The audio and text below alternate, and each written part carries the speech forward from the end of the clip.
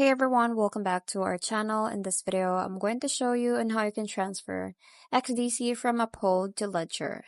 So it's a very quick and easy process, so make sure to follow along.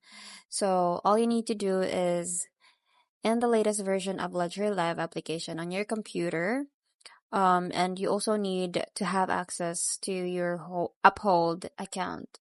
So first, you just have to download and update Ledger Live to its latest version. And if you already have, if you already don't have one, you have to create an Ethereum account by using the Wallets tab.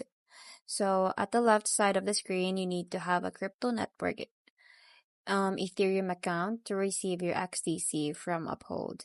Now, after that, you just have to ensure that you created your Ethereum wallet properly within the Ledger Live application. So all you have to do is go back to Uphold and access the XDC page within the XDC page of the Transact page.